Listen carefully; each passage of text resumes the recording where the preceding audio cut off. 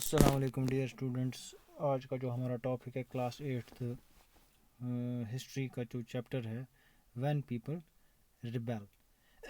تو لوگوں نے کب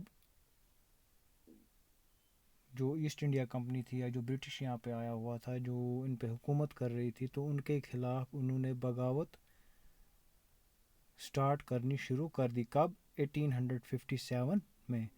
تو آج ہم اسی ٹاپک کے بارے میں پڑھیں گے کہ لوگ ریبیلین کیوں بنے, انہوں نے بغاوت کیوں کی, اور سب سے پہلا جو فرسٹ ریولٹ آف جسے کہا جاتا ہے ریبیلین کا وہ 1857 میں ہوا.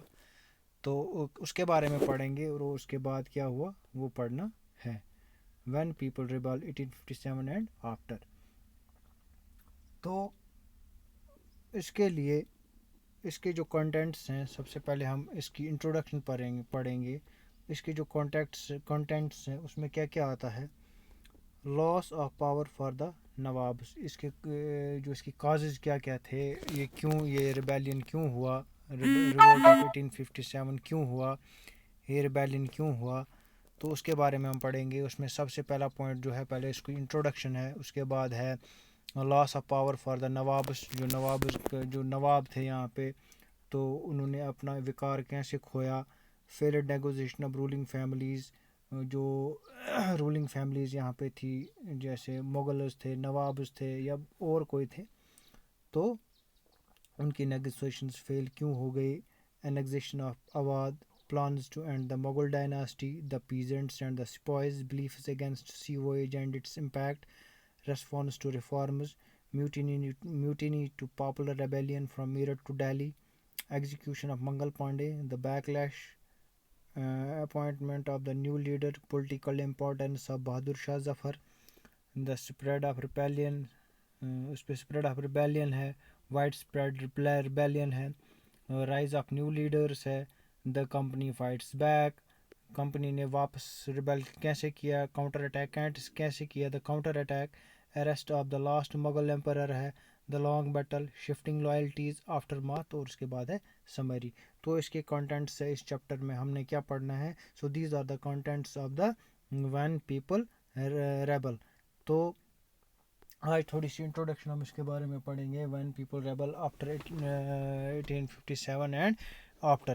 کہتے ہیں when East India Company established power in India, it affected the life of Indian kings, queens, landlords, peasants, tribals and soldiers in many ways. کہتے ہیں جب ایسٹ انڈیا کمپنی نے یہاں پہ اپنا پاور اسٹیبلش کرا انڈیا میں تو اس کی وجہ سے جو زندگی تھی بہت سارے لوگوں کی افیکٹ ہو گئی, ان پہ اثر پڑا.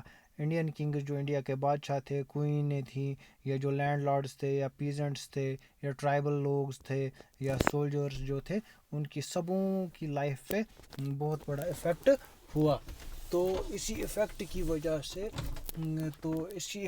وجہ سے جب کسی کا کوئی بھی چیز جب ظلم زیادہ ہو جاتا ہے یا لوگوں کی پرابلمز ہو جاتی ہیں تو اس کی وجہ سے ریبیلین سٹارٹ ہو جاتا ہے. تو ایسے ہی جب ایسٹ انڈیا کمپنی نے اپنا پاور یہاں پہ اسٹیبلش کرا انڈیا میں تو اس کی وجہ سے جو کنگز تھے, کوئنز تھے, لینڈ لارڈز تھے یا پیزنٹس تھے, ان کی جو کیا کہتے ہیں اس کو جو لائف ہے اس پہ بہت زیادہ اثر پڑا. Many of them revolted against the policies informed by the British. کچھ لوگوں نے, اس میں کنگز بھی آتے ہیں, کوئنز بھی, لینڈ لارڈس یا پیزنٹس یا ٹرائبلز, تو انہوں نے اس کے خلاف ریولٹ کرا. جو بھی پالیسیز ایسٹ انڈیا کمپنی نے یہاں پہ امپلیمنٹ کری تھی تو اس کے لیے انہوں نے کچھ لوگوں نے بھی ریولٹ کرنا سٹارٹ کر دیا. The nawabs who ruled the land till then slowly lost all their power. جو نوابس تھے جو رول کرتے تھے انڈیا پہ, آہستہ آہستہ slowly lost all their power. آہستہ انہوں نے جو اپنا پاور تھا, جو پریسٹیج تھا, وہ سارا کھو دیا. The nawabs and the rajas lost all their authority and honour. جو راجاز تھے یا نوابز تھے یہاں پہ انڈیا میں بفور ایسٹ انڈیا کمپنی, تو اس کے بعد انہوں نے کیا ہو گیا, انہوں نے جو بھی اپنا پاور تھا یا اتھارٹی تھی یا آنر تھا سب کھو دیا. British residents were stationed in all the courts to monitor the proceeding, thus undermining the authority of the Nawabs. کہتے ہیں جو برٹش کے جو ریزیڈنٹ تھے، جو وہاں کے آفیشلز تھے ایسٹ انڈیا کمپنی کے، ان کو ہر ایک کورٹ میں رکھا گیا تھا، اسٹیشن کیا گیا تھا، تاکہ وہ وہاں پہ ہر کوئی چیز جو بھی پروسیڈنگز ہوں گی واٹ ایور جو بھی کچھ وہاں پہ ہوگا وہ مانیٹر کیا جا سکے.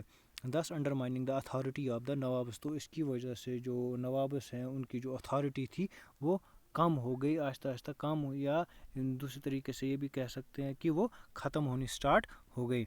The Nawab's armies were disbanded and the freedom of the rulers were reduced. جو آرمی تھی نوابز کی یا راجاز کی جو آرمی تھی وہ ڈسبینڈ کری گئی، تو اس کی وجہ سے کیا ہوا، the freedom of the rulers were reduced. جو فریڈم، جو رولرس کی جو فریڈم تھی، جو آزادی تھی، وہ کم کر دی گئی، وہ ریڈیوس کر دی گئی. The revenue collected by the Nawabs was taken by the British and their territories were also seized. جو بھی ریونیو جو نواب لوگ کلیکٹ کرتے تھے بیفور ایسٹ انڈیا کمپنی یا ان کے دوران، جو بھی جو کیا کہتے ہیں اس کو، جو بھی ریونیو یہاں پہ کلیکٹ کیا جاتا تھا وہ سارا کون لے جاتے تھے؟ برٹش. اور جو بھی ان کی ٹیریٹریز تھی، جو بھی ان کی پراپرٹیز تھی نوابز کی، وہ ساری سیز کر دی گئی. ٹھیک ہے، وہ ساری سیز کر دی گئی.